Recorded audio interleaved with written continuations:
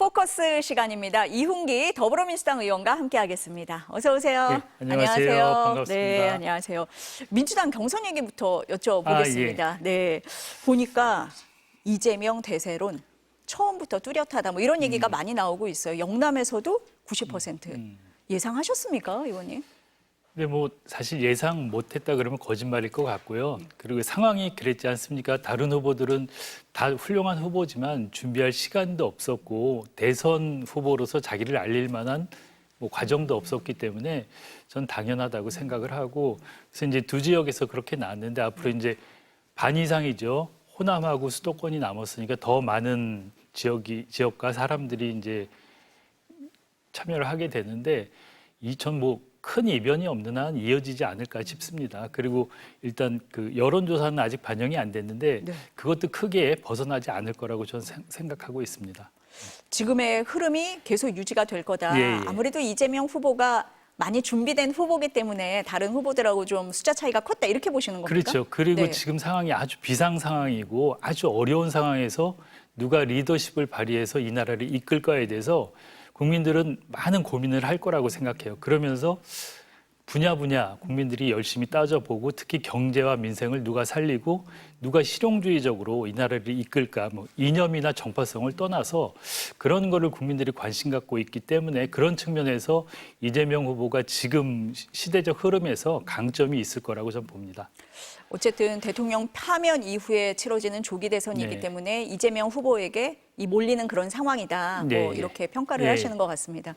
이 후보들 얘기할 때 보니까요. 행정 수도를 세종으로 옮기겠다. 네. 이 얘기를 다 하더라고요. 뭐 국민의힘에서도 국회 세종시대 열겠다 이렇게 얘기를 하는데 의원님은 어떻게 보세요, 이 부분? 지금 뭐 지역 균형, 그러니까 국토의 균형 발전도 그렇지만 지역 소멸 시대지 않습니까? 저 이런 게 또 맞물려 갖고 더더욱 수도 이전 그리고 어떤 지역을 다변화하는 게 지금 필요한 시기라고 생각을 합니다. 그리고 여러 후보들이 이제 약간 같으면서도 다른 얘기를 했는데 그 이재명 후보는 단계적으로 이제 이전하는 거고 그리고 김동연 후보나 김경수 후보는 당장 이제 세종으로 옮기는 건데 어떤 뭐 임팩트를 주기 위해서 두 후보는 그렇게 하셨다고 보는데 현실성은 사실 즉시 이전은 쉽지 않으니까 지금 이재명 후보는 일단 용산으로 갔다가 청와대 갔다가 그리고 임기 내에 세종으로 가는 건데 그게 가장 현실적인 방법인 것 같아요. 그리고 먼저 이제 윤석열 대통령이 되고 갑자기 느닷없이 용산으로 가면서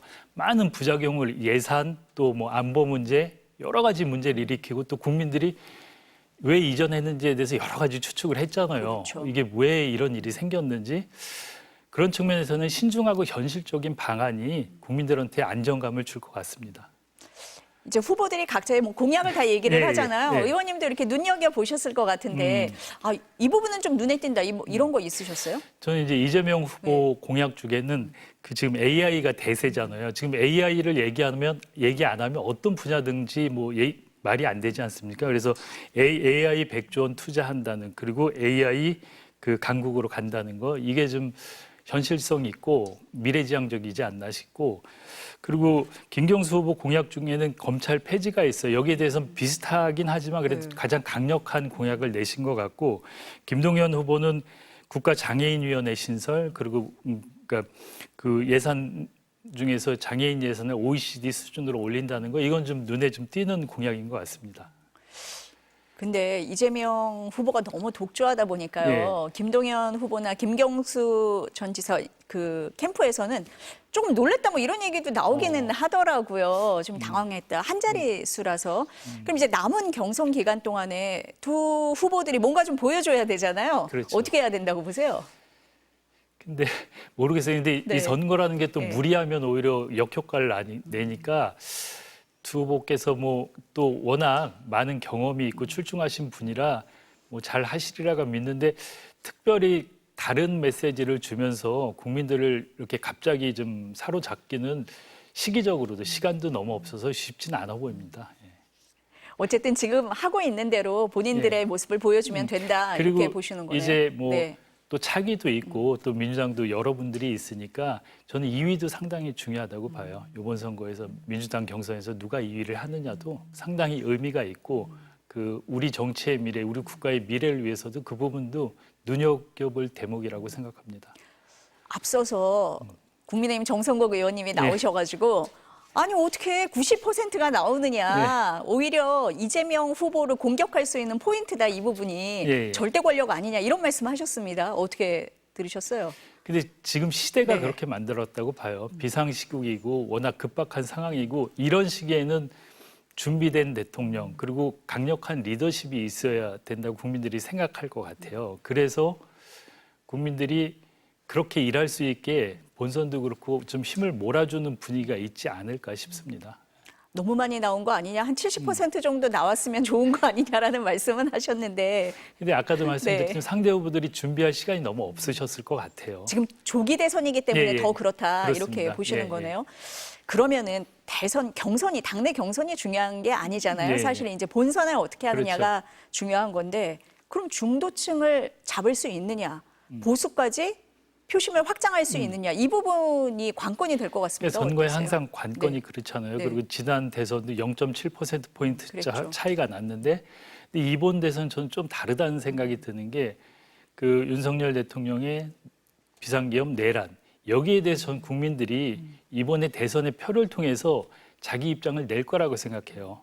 그렇기 때문에 그 과거에는 중도층이 이렇게 팽팽했지만 이번에는 중도층이 그 내란이나 비상계엄에 대한 책임을 묻는 대선이 되지 않을까. 그래서 저는 중도층 공략이 과거하고 좀 다른 프레임이 있을 것 같고 그리고 누가 실용적으로 민생과 경제 이런 거에 좀 현실적인 정책이나 공약을 내놓냐 그리고 이걸 실행할 수 있느냐의 문제인데 그런 측면에서는 그 국민의힘 후보들은 지금 몇 분이 계시지만 더더욱 준비가 안 돼 보여요. 그러니까 아까 민주당이 다른 후보보다도 훨씬 준비가 안 돼 있고 그리고 아까 여기 정성국 의원님께서 얘기하셨지만 일단 반성부터 해야 되는데 반성도 안 한 상태에서 대선에 나온다는 거는 우리나라 국민들이 수준이 상당히 정치적 수준이 높고 여러 가지 뭐 촛불혁명, 비세혁명을 통해서 민주주의를 끌어온 국민들인데 그런 국민들 입장에서는 납득하기 힘들 것 같아요. 지금 국민의힘의 행태. 아까도 이제 태세 전환 얘기를 하는데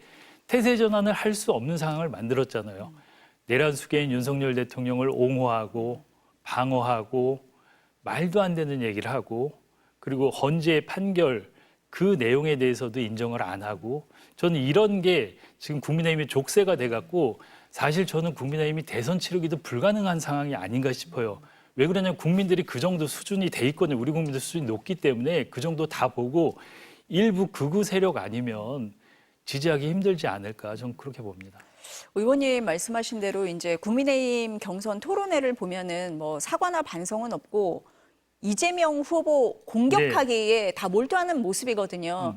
이 전략으로 되겠느냐라고 봤을 때 지금 어렵다 이렇게 보시는 그러니까 거네요. 국민들이 보기에는 답답해 보일 것 같아요. 답답하고 더 심하게 하면 한심해 보일 것 같아요. 정책은 없고 그리고 또 엊그제 보니까 정책을 떠나서 정말 수준 낮은 얘기들을 하셨어요. 뭐 그러면서 국민들이 국민의힘에 대해서 이번에 정말 밑바닥까지 보지 않았을까. 그리고 이번 대선이 그 대선 후보에 대한 평가도 하지만 국민의힘에 대해서도 국민들이 아주 날카롭게 판단하고 평가하는 계기가 될 거라고 봅니다. 지금 그 말씀하신 내용이 보면은 뭐 인신 공격성 발언이 나온다든지 아니면은 뭐 탄핵 이후에 치러지는 대선 경선인데 예능 방식을 도입했다든지 맞습니다. 이런 부분에 대한 비판인 것 같습니다. 그렇습니다. 뭐 그런 거 같고, 그러니까 정책이나 뭐 어떤 나라를 어떻게 이끌지 이런 얘기보다는 격가지 얘기를 갖고 이렇게 논쟁적으로 얘기하는 걸 국민들이 보면서 전 한숨만 나올 것 같습니다. 오늘 오전에는 윤석열 전 대통령 2차 공판이 있었잖아요. 처음으로 모습이 공개가 됐어요. 어떻게 보셨어요, 의원님은? 저도 이제 TV에서 잠깐 봤는데 평상시와 다르게 되게 심각하고 약간 긴장된 모습을 봤어요. 그래서 뭐지? 그런데 그러니까 카메라들이 퇴장을 하고 또 웃었다 그러더라고요. 그래서 저는 정말 아직도 반성을 안 하는구나. 그리고 엊그제 또 그 대통령이 그 변호인단하고 뭐 사진 찍은 게 공개됐는데 그리고 뭐 윤석열 당을 만드는 게 여러 가지 일이 계속 벌어지고 있지 않습니까? 그걸 보면서 정말 이런 표현하기 구제불능이다. 아직도 저러고 국민들의 마음은 조금 더 헤아리지 못하고 한 줌도 안 되는 극우의 입장만 대변하고 있는 게 아닌가. 그러니까 아까 정성국 의원도 국민의힘도 벅찰 정도로 지금 행동을 하고 계시잖아요. 언행을. 그래서 저는 국민의힘도 정말 부담일 것 같아요. 윤석열 전 대통령이 저렇게 하고 있는 게. 지금 의원님 잠깐 말씀을 하셨지만 신당 창당 얘기를 했던 변호인들하고 찍은 사진을 뭐 그 변호사가 SNS에 게재를 했잖아요. 뭐 윤 전 대통령이 얘기 안 했으면 못했을 것 같아요. 네, 어떻게 보십니까? 그 신당 창당 움직임이라든지 사진을 올린 부분, 공개한 부분은 어떻게 저는 읽으세요? 제정신인가 싶어요. 파면을 당하고 내란숙에 내란죄가 적용이 되면 사형 아니면 무기징역 아닙니까?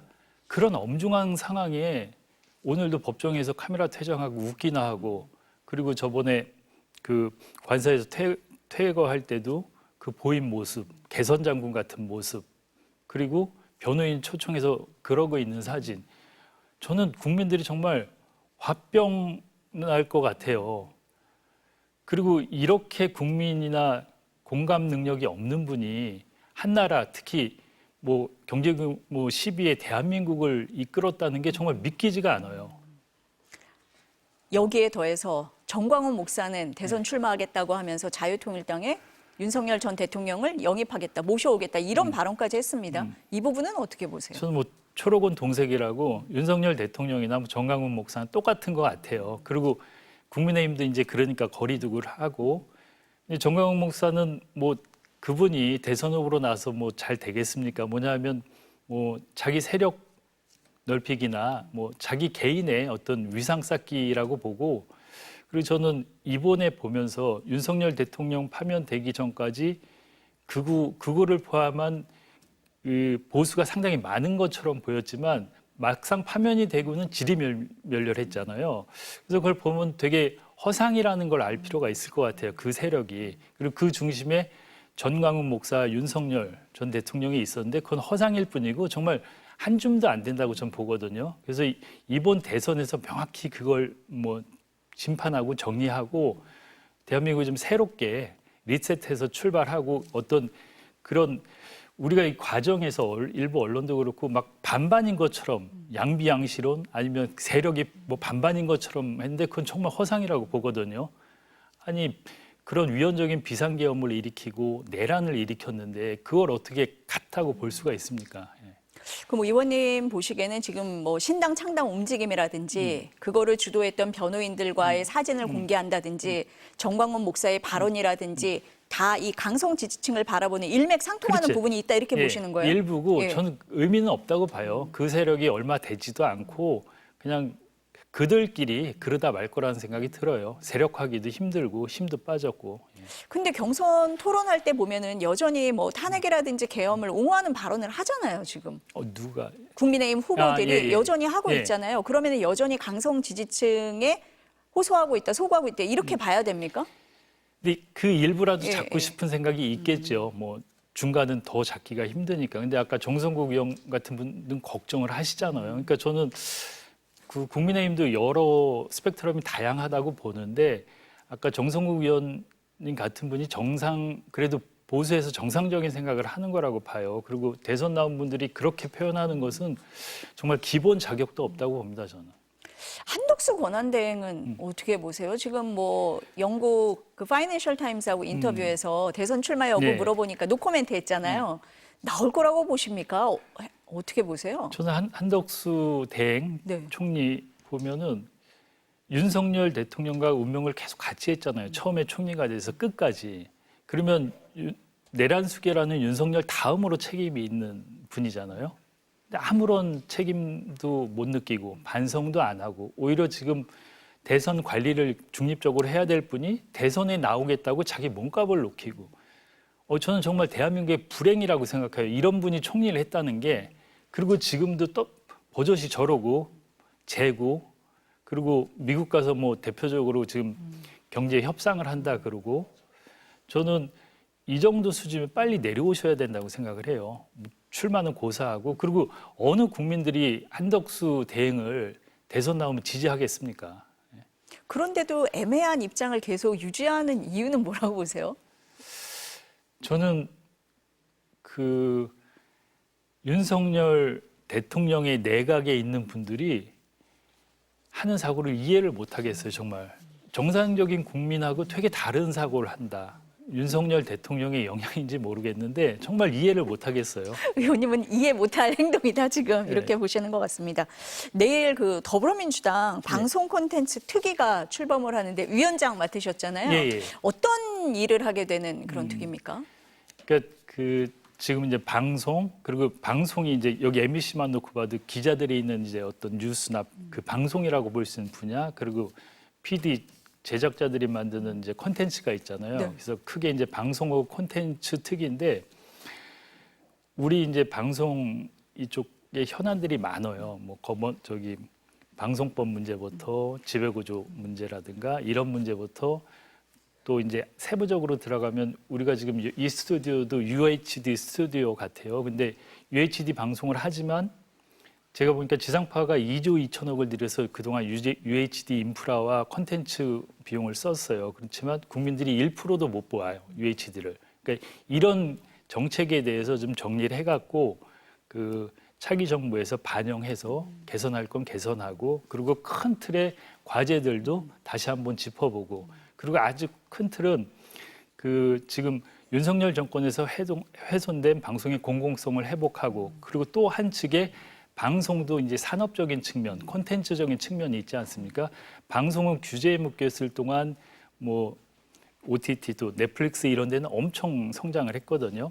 그런 규제에 대해서 좀 산업적 측면에서 같이 갈 수 있는 여건도 마련하고 뭐 그런 거를 종합적으로 그 특위에서 뭐 분과를 만들어서 고민을 해서 어떤 보고서도 만들고 그래서 뭐 새 정부에서도 좀 반영할 수 있게 도움을 드리고 뭐 그런 특위입니다.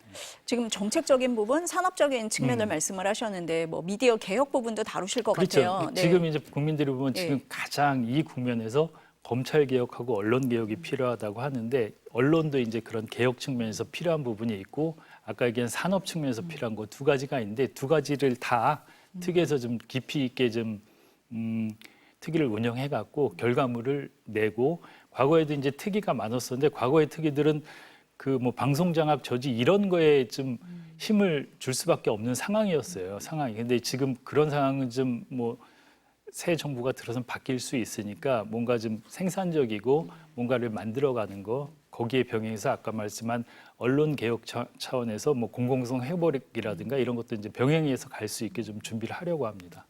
그동안 보면은 유튜브 부작용 이 얘기 굉장히 많이 지적이 됐잖아요. 맞습니다. 네, 어떻게 좀 그래서 저희 이제 해결을 해야 과제 됩니까? 중에 뭐 네. 10대 과제나 저희가 이제 출범하면 과제를 선정해서 할 텐데 그 중에 이제 유튜브에 대한 것도 하나 있습니다. 가장 중요하고 지금 유튜브가 모든 거에 걸쳐 있고 그리고 뭐 유튜브 운영자가 상당히 뭐 경제적으로도 뭐 많이 벌기도 네. 하고 그리고 뭐 허위 조작 정보로 이 우리 사회에도 가장 큰 악영향을 미치는데 거의 규제 무풍지대처럼 돼 있어요. 그래서 이거를 제도적 법적으로 어떻게 규제하고 또 순기능을 하는 유튜브들은 어떻게 진흥을 시키고 이런 유튜브에 대한 것도 과제 중에 가장 중요한 과제로 보고 있습니다.